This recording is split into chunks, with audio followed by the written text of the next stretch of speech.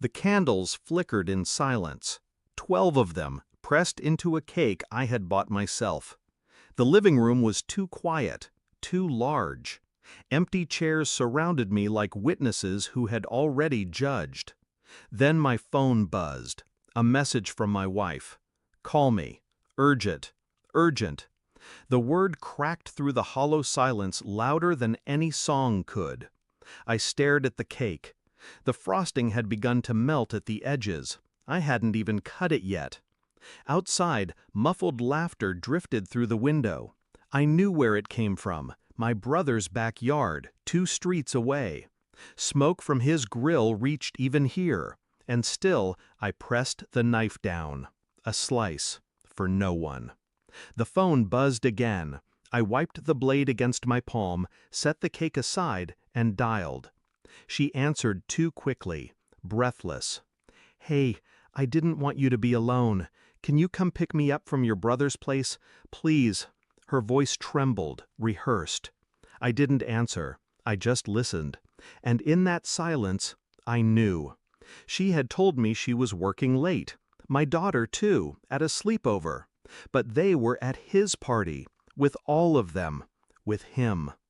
2 weeks ago, I sent the invites first. A dinner, simple, mine. Then my brother announced his barbecue on the same day. Suddenly, everyone was busy. Not a single person showed, not even my wife, not even my daughter. I thought it was cruel convenience, bad timing, family politics. But her voice on the phone told me different. I could hear music behind her, glasses clinking, my brother's laugh, sharp, grating. She didn't want me to be alone, yet she was there. With them. "Please," she whispered again, "just come get me. I need you." But what need looks like that? Something coiled in my chest. Not anger, not yet. Something colder. I told her, "Stay where you are." Then I hung up. The room tilted. The cake sat waiting, untouched. The knife gleamed in the dim light. I blew out the candles. Smoke curled upward like a quiet funeral. I didn't confront her that night. Instead, I started collecting. Quietly, patiently. Phone records. Calls between her and my brother, always hidden beneath excuses. Receipts. Restaurants we'd never gone to. Hotels she claimed were for business meetings. And then the photos. My daughter at his house on nights I thought she was elsewhere. They weren't subtle. They thought I wouldn't look. Every detail I logged with precision, like arranging evidence for a trial no one knew was coming. I moved through the days unchanged, a ghost in my own home, smiling when expected, nodding when spoken to. Inside, I sharpened the silence. She noticed nothing, or maybe she mistook my calm for ignorance. And my brother, he leaned into it, careless.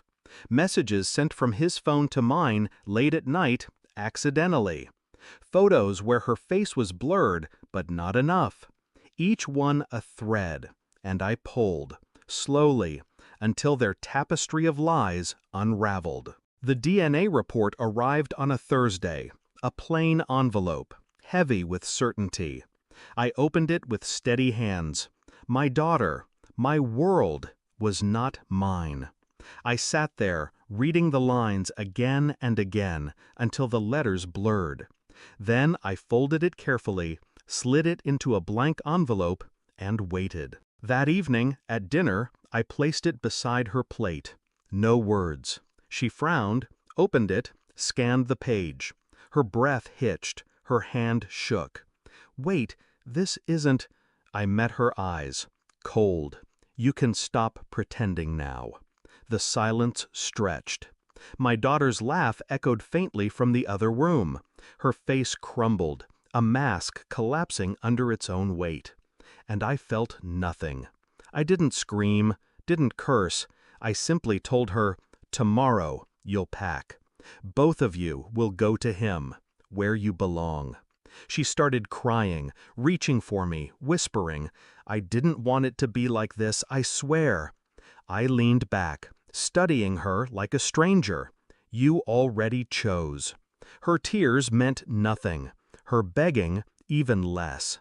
I had already moved the money, closed the accounts, changed the locks at my office. Even the house, signed over, tomorrow, to my name alone. She thought she had me cornered, but she had been living inside the walls I built. Now I was bricking the door shut. The next morning, I watched them leave. My brother came to pick her up. His smile faltered when he saw me standing on the porch. I handed him her suitcase. No words. My daughter looked back once, confused. Then the car door closed. I stood in the quiet street until the engine's growl faded into distance. Back inside, the cake still sat on the counter, hardened and stale. I cut a piece, ate it slowly, sweet, bitter, just like the truth.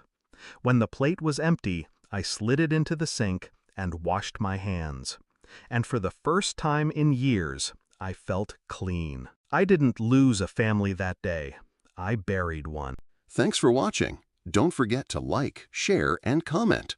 Subscribe now to Cheating Stories Insight World for more amazing stories.